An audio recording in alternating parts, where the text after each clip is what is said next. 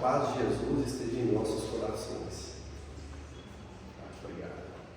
Como o Paulo já anunciou, nós vamos falar de um tema, como todos que a gente trabalha na Casa Espírita, mas esse aqui talvez ele é pouco falado, que é o autoconhecimento como base mesmo para a reforma íntima, que é o que nós sempre falamos aqui na Casa Espírita, nós conversamos, aliás, no movimento espírita, fazer reforma íntima, que na verdade a fala, o vocábulo, ele nos remete a uma construção, por exemplo, né? É uma construção que você faz a reforma, é uma construção, e a gente fala de reformular esse íntimo, dando a ideia de que a gente precisa de uma reforma como uma construção, que a gente está, de certa maneira, desajustado, atabalhoado, ou com desarmonia com a lei divina. Então a gente fala assim, olha, a proposta da doutrina espírita é nos concitar sempre a reformular o nosso íntimo, fazer reforma íntima. E é interessante que esse vocábulo, ele é tratado sempre das casas espíritas, não nos outros segmentos religiosos. Ele é tratado sempre, para nós é uma frase muito comum, fazer reforma íntima, os outros segmentos religiosos não. Eles até olham essa frase com uma certa ressalva. Mas para nós é fundamental e a gente fala sempre, porque nós entendemos a profundidade dessa frase. Agora, o autoconhecimento como a base dela, falar de autoconhecimento também, nós falamos sempre, mas entendemos pouco. E eu adoro esse tema, esse autoconhecimento. E eu fico buscando, já vi N palestras sobre autoconhecimento, sabe? Muitas. E eu ainda fico buscando mais para entender melhor e mais e como fazer isso na prática. Embora Kardec explica para nós como que a gente vai fazer isso na prática, mas parece que ainda fica faltando algo, e talvez pela nossa ignorância, a nossa falta de profundidade no ambiente de religiosidade, a gente ainda não consegue compreender essa proposta do autoconhecimento, que é de olhar, conhecer suas emoções, conhecer seus sentimentos, saber aquilo que você consegue e aquilo que você não consegue. No ano 2000, em Belo Horizonte, aqui bem pertinho de nós, nós tínhamos um surto de pessoas que ficavam na rua, moradores de rua, parece que até retomou agora, e é um desafio social, e naquele movimento, naquele ambiente todo, algumas crianças e adolescentes que permaneciam na rua, elas, tendo oportunidade, elas subtraíam o pertence das pessoas que estavam ali na área central, e que as pessoas começaram a ficar temerosas, né? E aí nós todos começamos a chamar de trombadinha. Vocês já ouviram falar?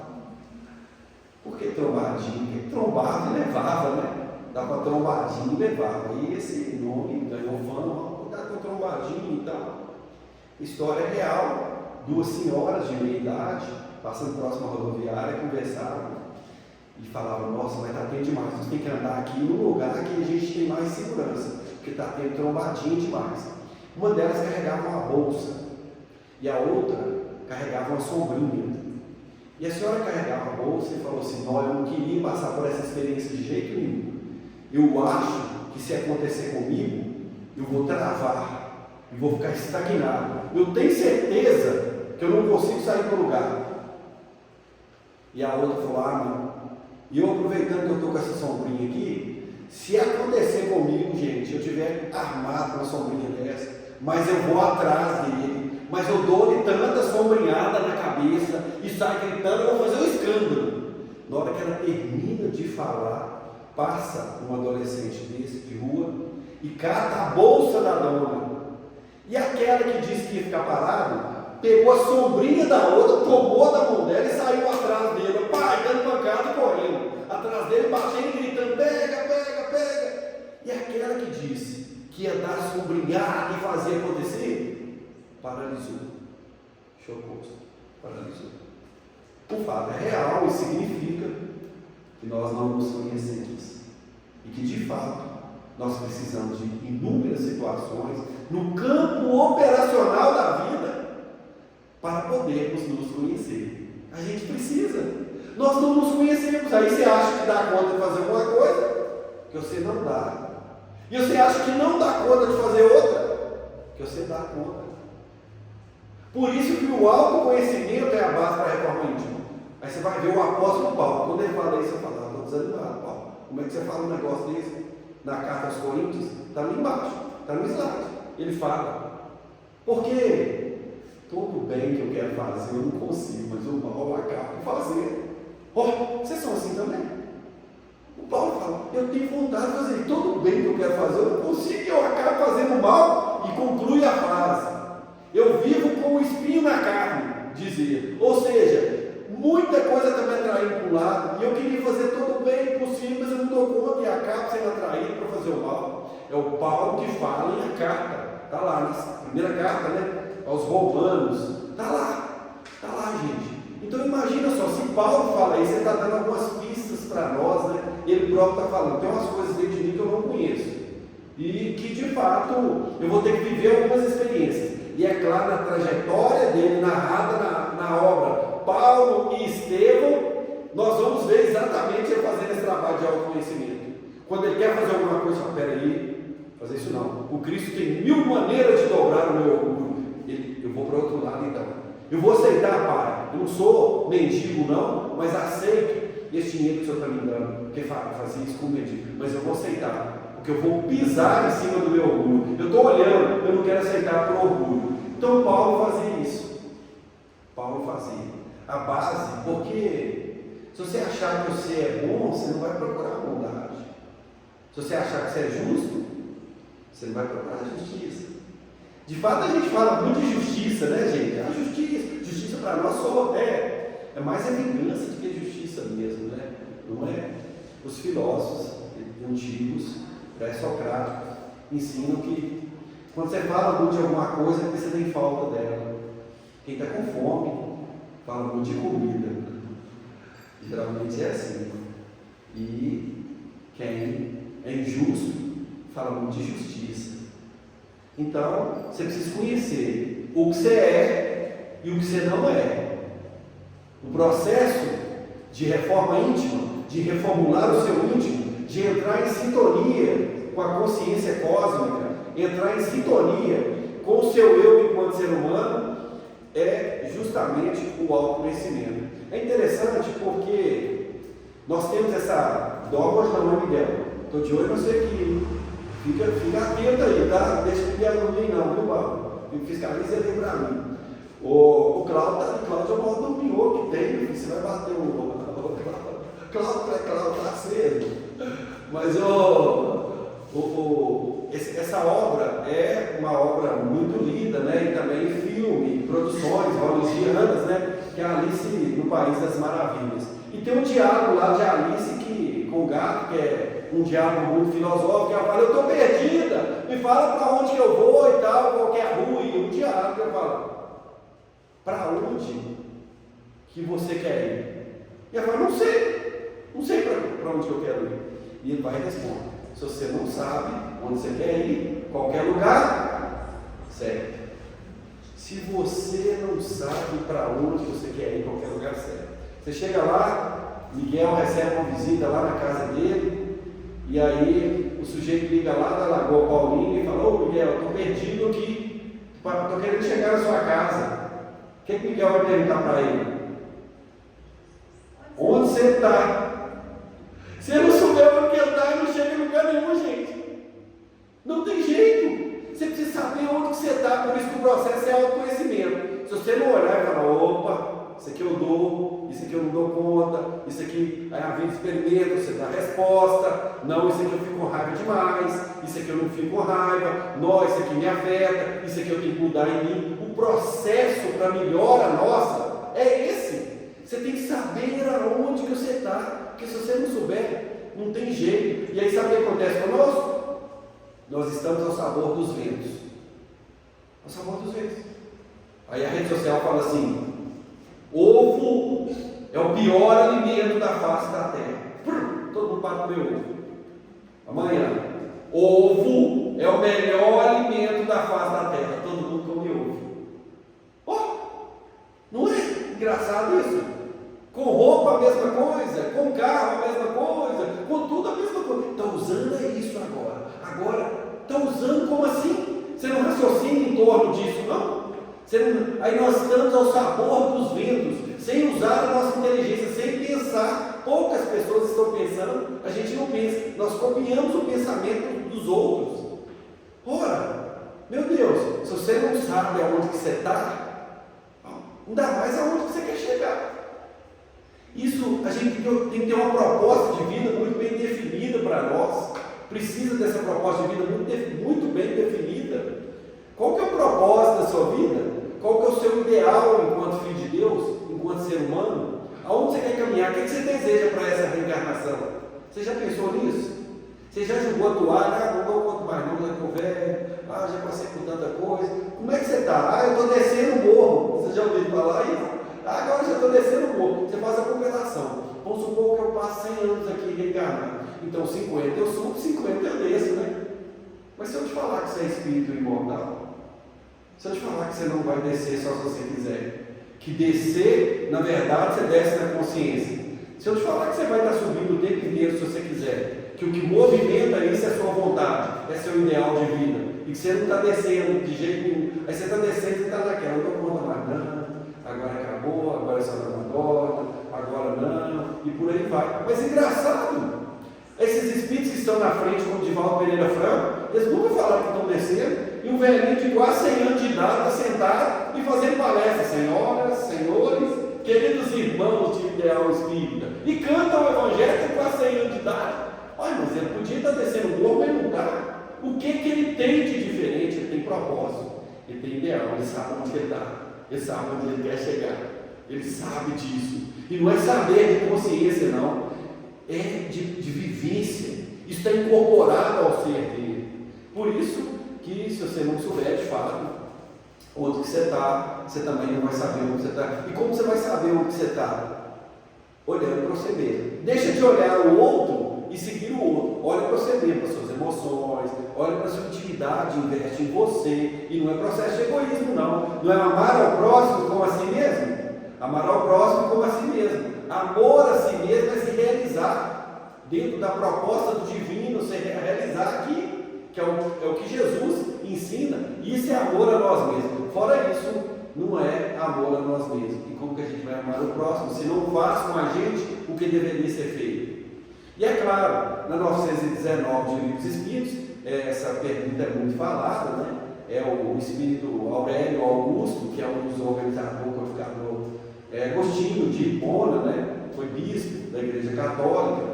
É ele que traz, que é um dos ele compõe a pleite de espírito que responde Kardec. A pergunta é lançada para milhares de médicos em diversos países. E aí Kardec vai fazendo a análise, porque a resposta precisa de generalidade e de concordância. E é isso que dá. É isso que eles ensinam. E na 919 ele faz essa pergunta extraordinária, que de fato daria um seminário, a gente fazer um seminário, se fosse observar a natureza da pergunta, o que pensou o professor Kardec, o codificador, quando ele pergunta: ô gente, mineiramente falando, tem um jeitinho mais prático, um negocinho mais fácil, tem uma coisinha mais fácil para a gente melhorar? Vocês não têm aí não? Uma receitinha mais fácil? Kardec está falando isso. Tem um meio prático, eu quero uma coisa prática, uma receita assim, mais simples, não complica não, mais prático, mais fácil e eficaz. Não é nem eficiente não, eficiente está falando do processo, está falando de eficaz, do resultado. Se tem uma coisa que é mais facinho que dá um resultado para eu melhorar, é mais ou menos isso. Se eu fosse mineiro, eu ia falar assim, né? Não, eu poder melhorar. E aí é completa a pergunta, né? Não é só para eu melhorar, não. Para eu resistir à atração do mal. Olha que interessante. Para eu melhorar, eu entendo. Eu estou entendendo a pergunta. Vocês estão entendendo também? Para eu melhorar, eu entendo. Mas por que resistir à atração do mal? Por quê? Porque o mal atrai a gente. É assim. Atrai, meu lado aí. Atrai. O mal atrai. O mal atrai. Puxa a gente assim. Porque Kardec perguntou, senão não tinha perguntado, atrai ou não, gente? A Kardec perguntou, resistir à atração do mal. Né? Então o mal vai atrair para a gente assim, não é engraçado isso? Porque quando nós estamos fazendo a oração do Pai Nosso, que a maioria das vezes sai mecânica, né? E que é extremamente profunda demais, se você for refletir em cada frase que você vai falar, fala assim: mas livrai-nos de todos os maus. Não é assim? Quando você fala assim, você está pensando em quê? Livrai-nos de todos os maus, hein? O mau bandido lá na rua, a pessoa que vai falar mal de mim, o coisa que vai fazer isso, a pessoa que vai me caluniar e tal. Não é assim? Gente, protege, vou dormir que nada aconteça comigo, com meus familiares, livrai de todos os maus, não é? Nós estamos pensando assim, mas não é esse mal que a oração fala. É o mal que existe em nós, é o mal íntimo, não é o mal de fora, é o mal de dentro. Olha que loucura! E a gente faz a prece, Paulo, pedindo para livrar de todos os maus. A gente pensa no mal lá de fora, ele não tem muito efeito não, é o mal de dentro, porque cada um é atraído e tentado no Evangelho de acordo com sua própria concupiscência. Isso significa que a seta pega no calcanhar, na mitologia grega de Aquiles, que a mãe pega no calcanhar, enfia na água, vai imunizar e nada vai pegar ele. E ele fica vem com a espada e nada pega ele, dá lenhada nele lá e nada pega o homem. Mas aí tem um arqueiro esperto, agora eu derrubei ele. A seta vai aonde? No calcanhar, que é a parte frágil que nós temos. E isso é a nossa fragilidade. Isso é o mal que existe em nós, a nossa fragilidade. Dar vazão aos nossos desejos e não cumprir o nosso dever de ser humano. Não é assim, gente? Não é isso? Aquela primeira imagem que nós colocamos lá, tinha lá uma mão com uma beija-flor, com uma flor e tal, e dentro da mão tinha uma pedrinha pequenininha que vocês vão observar. É a integração dos reinos que está tudo dentro de nós. Aí nós temos a sensibilidade, aliás, o magnetismo do reino mineral na escala de evolução, o magnetismo do reino mineral, a sensibilidade do reino vegetal, do reino animal. Nós temos o que, gente? O instinto do reino animal, e temos o nosso diferencial, que é a consciência de nós mesmos, a inteligência e o raciocínio continuado. Porque o animal também, Kardec ensina, tem a linguagem, tem a inteligência rudimentar e fragmentada. Mas se você pegar no reino mineral, eles estão fazendo um movimento que precisa deles, e nem precisa de nós, da humanidade. Se você pegar no reino vegetal, vocês acham que as plantas precisam de nós? Precisa não. Se tivesse um homem aqui, a planta, eu acho que nós estamos prejudicando, né? A planta não precisa da gente, não. Animal também não precisa de nós, não, tá? Precisa não. Animal ia estar aí convivendo, comendo, caçando entre eles mesmos, né? Porque a função dele básica é sobreviver e procriar mesmo. E a nossa? Não é realizar enquanto ser humano, não. Não é adquirir virtudes. Não é ser fraterno. Porque animal não tem jeito de ser fraterno, não tem gente? Tem. O animal pode ser fraterno? O animal pode ser bondoso? Não. Não tem jeito. Isso não é característica dele. A oncinha chega com fome, cara. E ela chega no ninho de macaca. A macaquinha para uns 5 macaquinhos. Bonitinho, mas saiu para caçar, para alimentar eles e tal. A onça vai chegar e falar: não, eu estou com fome, mas posso fazer isso com eles não. Isso é covardia, isso é injusto. É injusto, a mãe dele nem está aqui. Posso fazer isso não. Ele é bondosa. Vocês acham que ela vai fazer isso?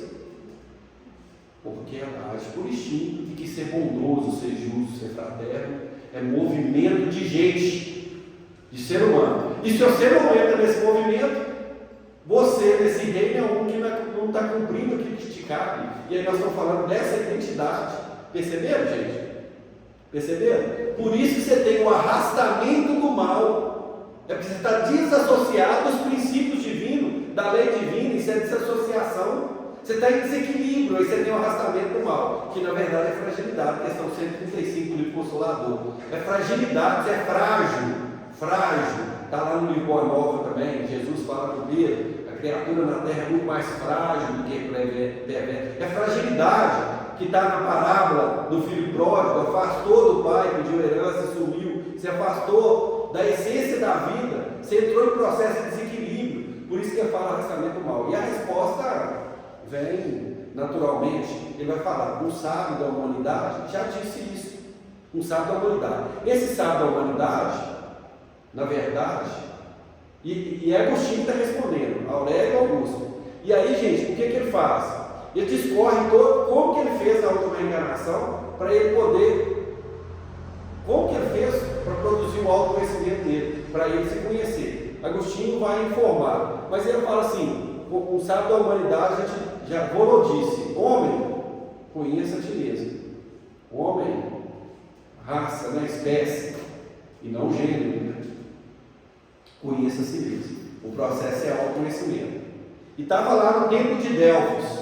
Isso aí estava escrito lá no templo de Delfos. Não foi Sócrates que falou, não.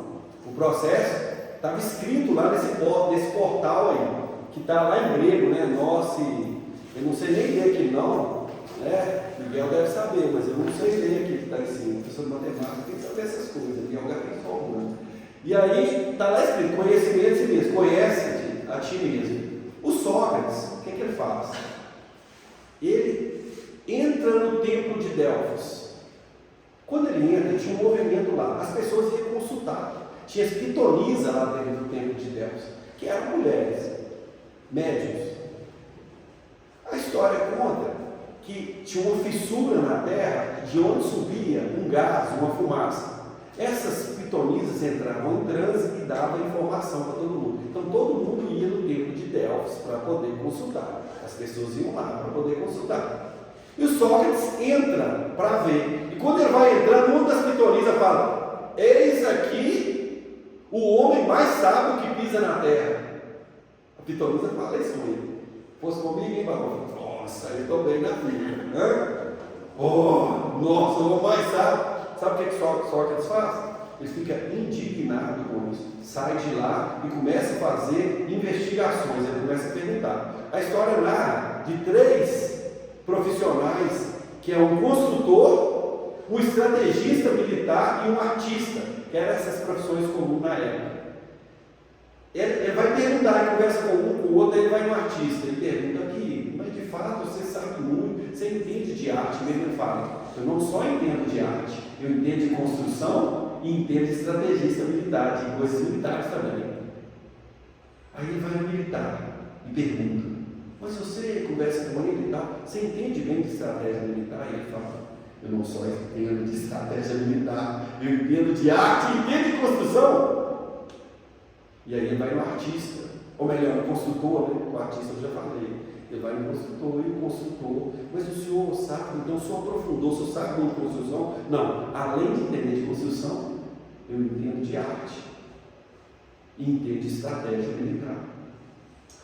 E aí, gente, com essa conclusão, o Sócrates faz uma conclusão do processo dele. E aí ele fala aquela frase que a gente acha que é essa aqui, não é? Só sei que nada sei. Mas espera aí, vamos raciocinar comigo. Sócrates desenvolveu um processo chamado maêutica, que hoje está na educação, esse processo, na Base Nacional Comum Curricular, que é a BNCC, que utiliza-se, por exemplo, a sala de aula invertida, que é trazer o aluno como protagonista, tentando voltar a isso aí. O processo maêutica entende-se que o ser humano já traz em semente dentro dele, que nós chamamos da centelha divina, todas as características de fraternidade, de bondade, de tratar dentro de nós, e com o seu livre-arbítrio você desenvolve isso, mas já tem. Então como é que é esse processo que Sócrates ensinava? Você chegava e perguntava para ele uma coisa, e ele não respondia. Ele conduzia o seu raciocínio de maneira que você mesmo respondia, entendeu, gente? Está claro isso? Aí ele não respondia. O que você deve fazer com a criança? Ele pergunta, vovô, por que isso? Mas o que você acha lá? O que você acha? Mas por quê? Mas se ele fizesse e não fazer, até ela chegar na resposta, isso é maêutica, porque a gente é capaz de parir na linguagem dele esse conteúdo que é a luz, que é a parteira, que dá a luz do conhecimento, dá a luz da vida. É isso. Se o Sócrates falava que nós já tínhamos dentro de nós, por que a frase é tudo que sei é que nada sei? É claro que todo mundo sabe, e é claro que todo mundo tem dentro. Então a frase não pode ser essa. E de fato ela não é essa. A frase é essa aqui. Só sei do que não sei. Eu tenho consciência da minha ignorância. O processo de autoconhecimento, ele vai olhar, deixa eu ver o que eu estou bom, no que eu sou bom não. Vai no processo de autoconhecimento buscando aquilo que você não é, que as pessoas vão falar que é, e você mesmo vai se enganar. Busca o que você não é. O que você não é. Eu não sou brando e passivo, vamos equilibrar. Como é que um cara que gosta de filme de guerra é brando e passivo? Eles cortam a cabeça dos outros, tá, e eu vibro com aquilo, tem que pegar agora. Como é que ele é brando e pacífico? Eu tenho que saber o que eu sou e o que eu não sou. Aí vai falar, não, ele é equilibrado, ele é tranquilo. E tal. Eu estou descobrindo o que eu não sou, e é só que sabe. Sabe por quê? Você acha que você sabe tudo, você é um ignorante.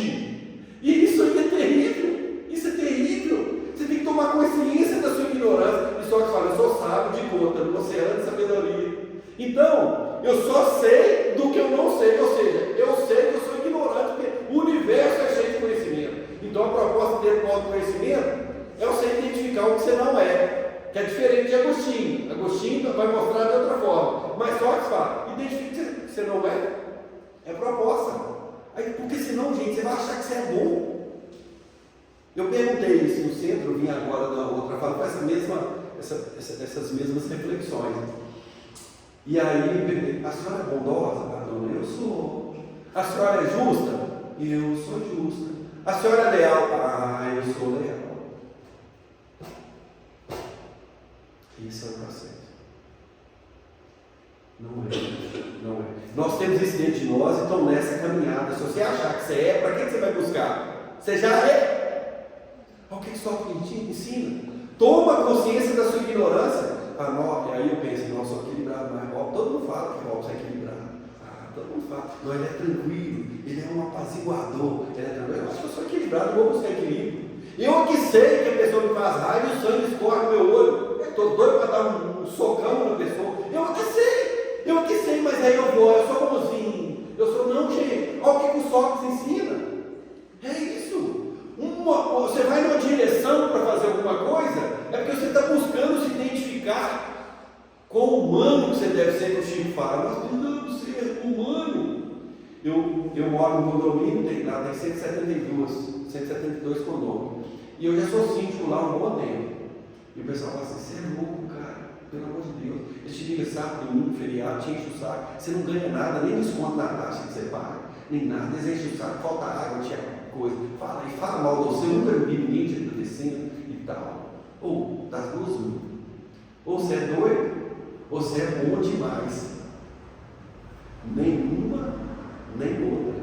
Porque eu sei o que eu não sou. Uma coisa que eu não sou, eu tenho a centelha divina da bondade dentro de mim. Mas uma coisa que eu não tenho desenvolvido é bondade.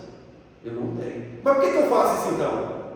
Porque se eu não fizer, saber o que eu tenho, facilidade para fazer, formação para fazer, sei dialogar com as pessoas, já desenvolvi isso, conheço o sistema, tenho condição de fazer e não fazer, minha consciência vai me cobrar.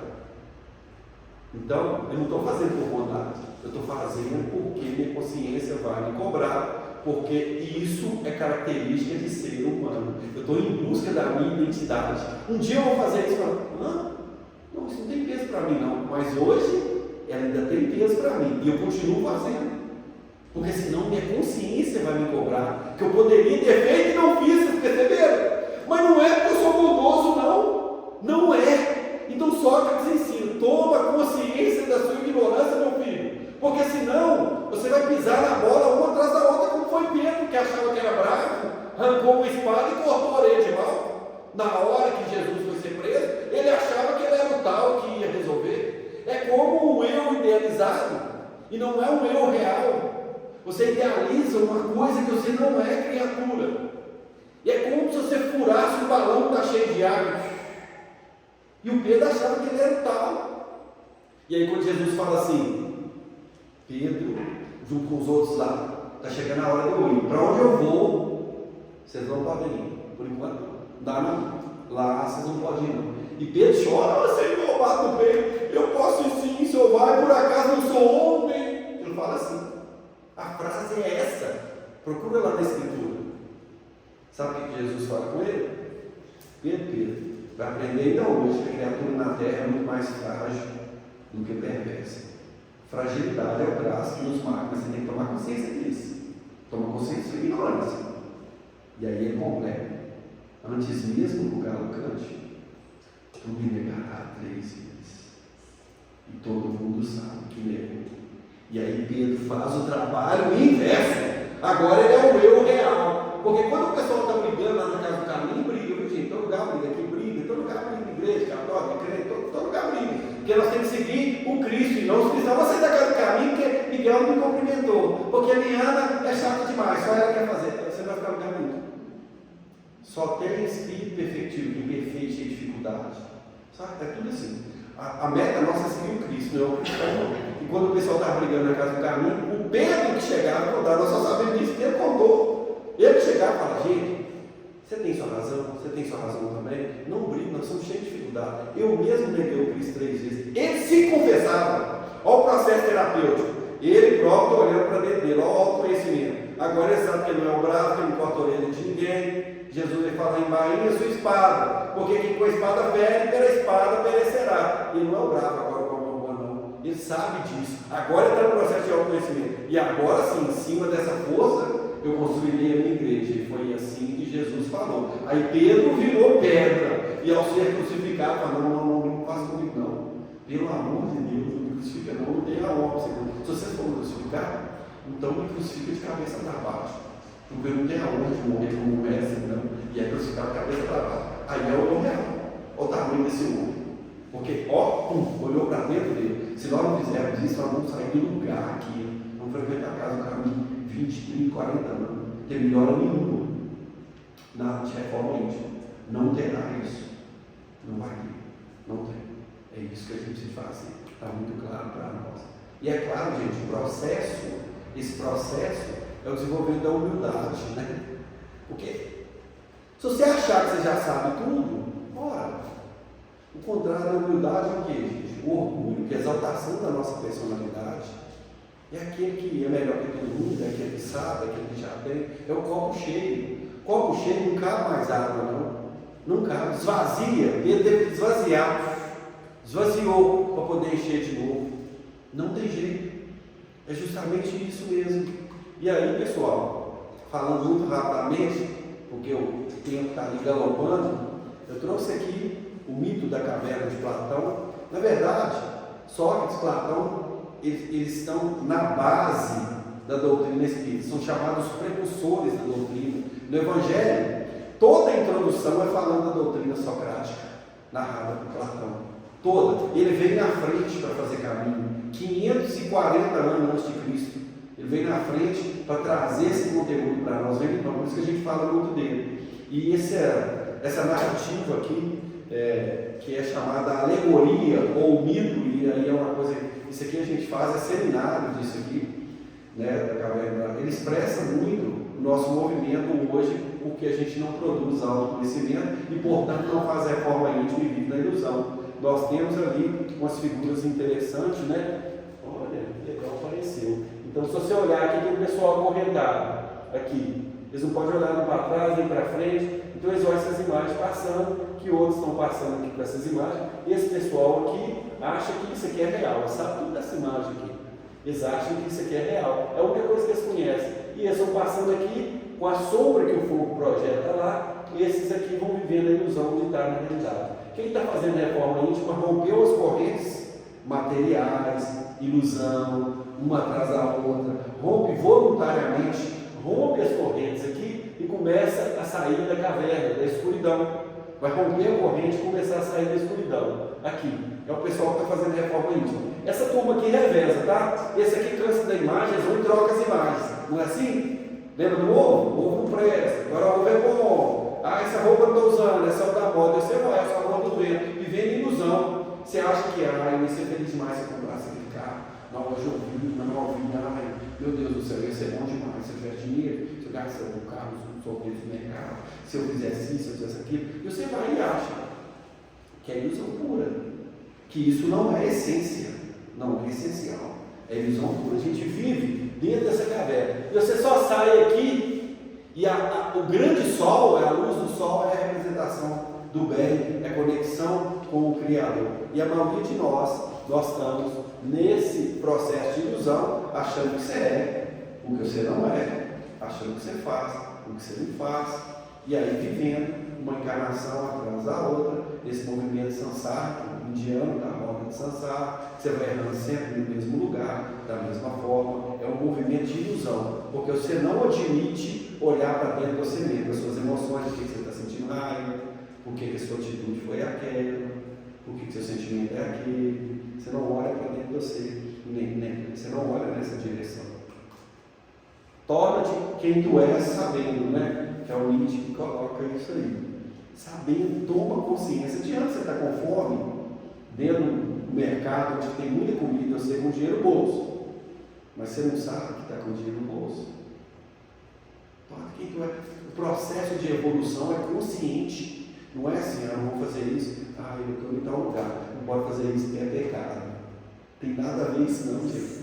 Isso é doutrina de ilusão. Você está lá dentro da caverna de Platão. Você precisa raciocinar em torno das coisas. Pecado, a etimologia da palavra é errar o alvo. Raciocine em torno das coisas, não é porque ninguém falou e não que está escrito uma interpretação plenamente equivocada, não. Raciocina, ser quem é, sabendo, toma consciência disso. E só você que pode movimentar você próprio. É só você. Ninguém mais pode fazer. Se meu marido fosse melhor, minha vida era melhor. Se meu patrão fosse melhor, minha vida era melhor. Se meu vizinho fosse melhor, minha vida era melhor. Se meus filhos fossem melhor, mais estudiosos e tal, minha vida era melhor. Não existe isso. Se você está com o rosto sujo, a única forma de você limpar é, Patrícia, o único jeito de você limpar, identificar primeiro que você está com o rosto sujo. Aí Magalhães fala assim comigo, o rosto está sujo. Eu falo, mentira. Não vou acreditar, você que pode estar mentindo, uma pegadinha. Mas para eu confirmar isso, eu posso ir no espelho, não posso? Aí eu olho no espelho, tá? Aí eu quero limpar meu rosto, na metáfora, na simbologia da vida, ficar bem tranquilo para mim, bem suave. Eu preciso limpar meu rosto está sujo. Aí eu vou no espelho e limpo o espelho, ou limpo meu rosto? Eu tenho que é o único lugar que eu consigo ter acesso. Lá é ilusão, lá no espelho é ilusão, tentar mudar o outro é ilusão. Processo de autoconhecimento, nada exterior, quem está te provocando exteriormente, só está fazendo eclodir o que você é interno. Olha só isso. Alguém está te atazanando por fora, em qualquer movimento, está desnudando o seu íntimo. Você está jogando para fora, na verdade, esse que está te atazanando é um benfeitor. Nossa, isso aí vai ser complexo. Está filmando isso aqui? Isso é uma coisa muito complexa. Eles vão me crucificar. Eu vou falar com vocês que a tese não é minha. Não é eu que trago isso, só estou repetindo o que os Espíritos ensinam. Aquele que está te atazanando, provocando, ele está fazendo você jogar para fora o que você tem dentro, para você ver. Para você ver. É como a linguagem dos sonhos, onírica, que você acha, não, sonhei com você. Você vem falar comigo, sonhei que você tinha morrido. Sonhei que aconteceu isso assim, sem assar. No sonho, só tem um personagem no sonho. Você e você mesmo. Todos os outros elementos que você põe para fora são questões emocionais, sentimentais, intelectuais, experiências sua mal resolvida, que você não olha para dentro, aí ele aparece através de sonho, ele aparece para fora para você. Aí você está conversando com o Miguel lá, o Miguel é a expressão de alguma coisa que eu tenho dentro. E joga para fora, então tudo é você, não é o outro, não é o político que vai fazer melhorar, não é o ministro da educação, o ministro da fazenda que vai vir melhorar, não. Não existe isso, não. Todos esses elementos provocadores, eles fazem você julgar para fora o que você tem dentro. Para você ver, porque senão você não quer enxergar. Você não tem esse trabalho de fazer reforma íntima através do autoconhecimento. Então, ser quem é, sabendo, toma consciência disso. E essa imagem é interessante, porque é o pensador, né? Todo mundo conhece, é muito demais. Ele pergunta assim: como é que você conseguiu esculpir isso? Pensa, gente, você é esculpido na pedra. É bonita essa arte, né? Eu acho lindo quem tem essa sensibilidade artística, porque é o belo. Deus é tudo beleza, Paulo. Estética é a coisa mais linda que tem. Já pensou nós entrasse aqui, esse cabelo tivesse tudo torto, essa viga caindo assim, nós achamos, não, tem mal arrumado. Porque Deus é esteticamente lindo. lindo, a flor. Você vê uma flor toda, você olha, olha que flor horrível. Você olha, uma estrela está fora do lugar, nasceu com tantas cores. Não tem isso. Deus é esteticamente correto, é beleza pura. Não tem nada feio, não tem nada sujo, não, gente. Aí pergunta para ele, como é que você conseguiu fazer isso? Ele fala assim, eu não fiz não, já estava pronto. Eu só tirei o excesso. Só o excesso. Só isso que a gente precisa fazer com a gente. Está pronto dentro de nós. Fiz não, só tirei o excesso. Ó, tirou o excesso de egoísmo, o excesso de vaidade, o excesso de tudo. O excesso. Estava prontinho, né? Eu só fui lá e sabia que eu tirei o excesso, mas já estava lá. A essência estava toda lá, não foi eu que fiz, não. Pensa nisso. Pensa. A gente pode tudo. Se um homem conseguiu, qualquer outro pode. Se alguém evoluiu, foi desse mundo, qualquer outro pode. Só você não perder seu propósito, dependendo da idade, da encarnação mental, da coisa, gente, uns desencarna primeiro, né? Outros vai depois, como um tio nosso desencarnou, 92 anos, falei, nossa, e ele bebia pra caramba. Ele chegou a 92 anos, que engraçado, né? E tal. E eu fiquei pensando, gente, aí um desencarna novinho, adolescente, o outro infartou com 25 anos ali. É nessa encarnação, na próxima eu sei que vai novinho, e o outro vai velhinho. E aí vai revezando, de acordo com a experiência que cada um precisa. E a consciência de mortalidade é bom demais, gente. Pensa, por isso que a doutrina é consoladora. Consciência de mortalidade, não é acreditar em mortalidade, não, tá? É ter consciência de mortalidade. Que isso é que faz a diferença, porque você vive conforme essa consciência. Aí é tão diferente. E Santo Agostinho, completando e retomando ele lá na questão 919 que nós falamos, um sábio da humanidade quando disse: homem, conheça a ti mesmo. E aí ele completa, porque a questão tem itens, né? Ele fala assim: fazer como eu na última reencarnação, toda vez que eu dormi, passava em revista a minha consciência, e eu examinava como é que está a minha relação com Deus, com o próximo, consigo mesmo. Como que está a sua relação com Deus? Como é que você enxerga isso? Deus, sua relação com aquele velhinho que estava branco, caindo, cacovado. Como é que você está? Como é que é a sua relação com aquele velhinho? Será que você pensa nele assim? Será que a gente pensa assim? A gente na escola, no Dia das Mães, que é o segundo ano, esse ano nós fizemos também no sábado, não sei se vocês viram, um evento que a gente sobe com as mães na Serra, é um ambiente muito espiritualizado, vai ser os filhos e as mães. É o Serra, Sol, o coração de mãe, esse ano foi o segundo. Chega lá em cima, a gente faz um piquenique compartilhado, com uma MPB lá em cima, e é gostoso demais da conta.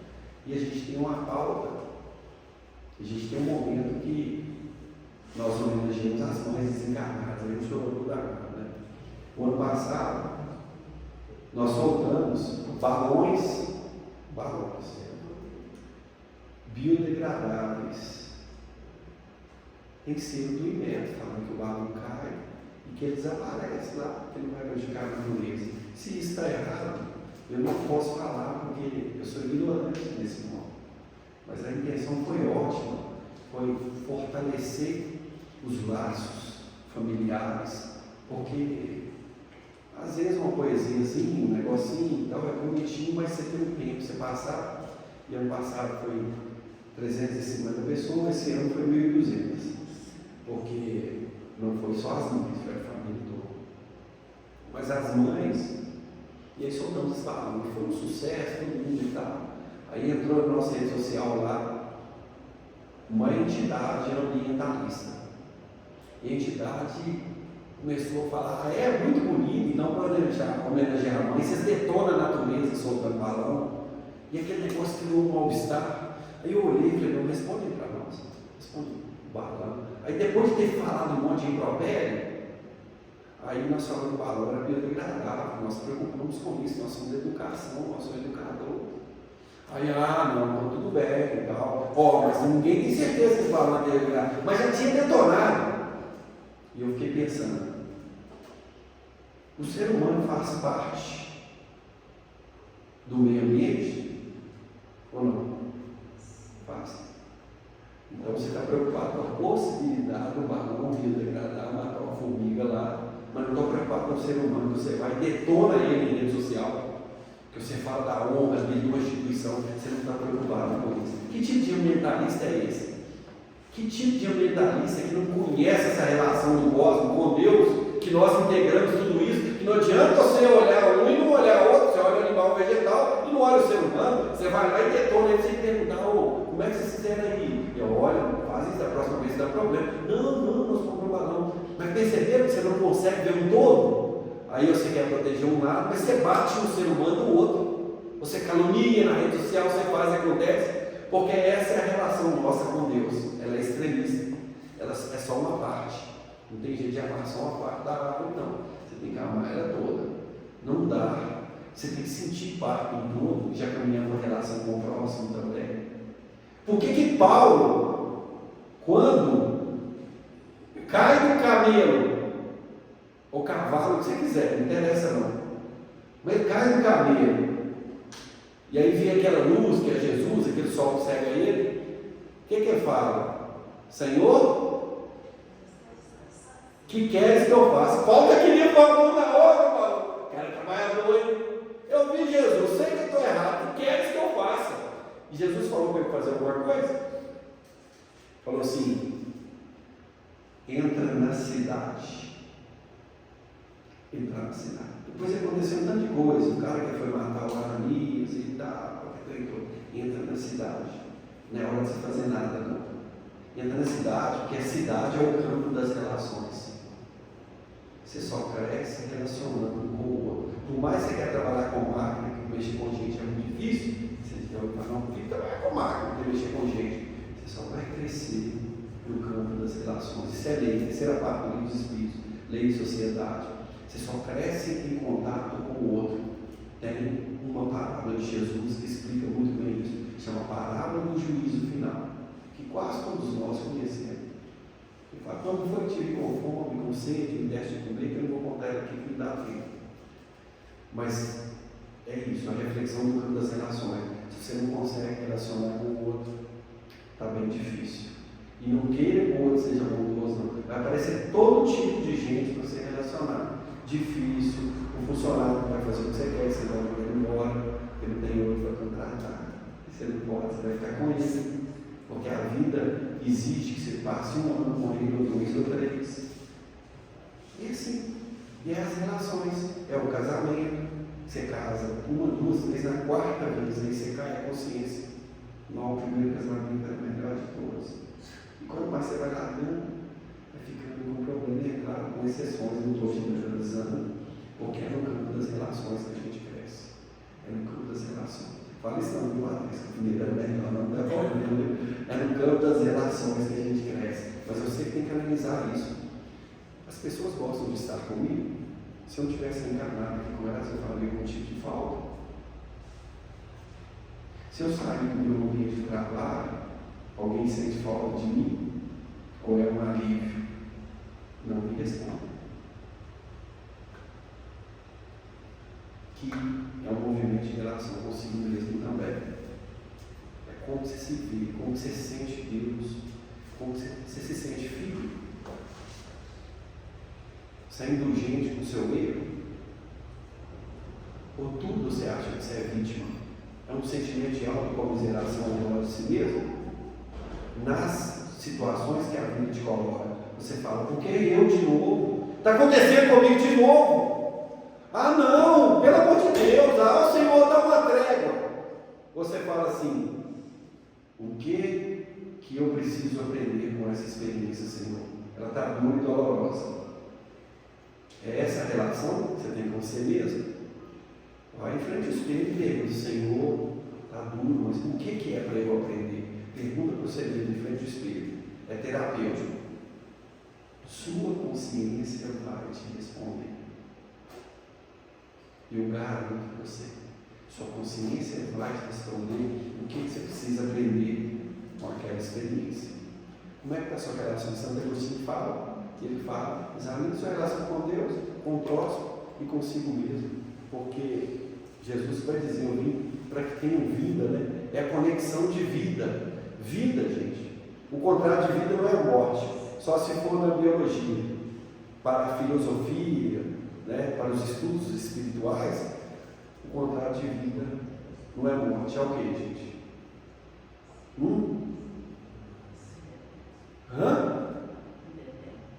Não, aí é o contrário. Indiferença. Indiferença. Quando você é indiferente às pessoas, as coisas que estão acontecendo, e não contribui para o crescimento, você não está vivendo. Os que amam vivem. O que não é indiferente está morto. Os que amam vivem. Os demais são mortos que caminham. Você está catalogado nos que vivem, ou nos que são mortos que estão caminhando. Por isso que Jesus falou que não é vida qualquer, não. Ele não tem. Se você estiver tendo vida qualquer, não é essa vida que Jesus veio usar. Ele veio a vida em abundância. Abundância não é indiferença. E o ciclo é justamente esse, pessoal. É esse que é o ciclo. Você faz, o autoconhecimento nos conduz à reforma íntima. A reforma íntima, que é reformular o seu íntimo, sua consciência, expandir a sua consciência. Expandir sua consciência nos conduz ao amor. Por isso que você não vai estar indiferente. E que Jesus simboliza o amor divino aqui na terra. E o amor nos conduz de volta ao Criador e é sintonia com as leis, de volta a Deus. É isso, é esse ciclo, mas ele parte do autoconhecimento depois do nosso afastamento de nós mesmos. Que Jesus nos abençoe e nos ampare.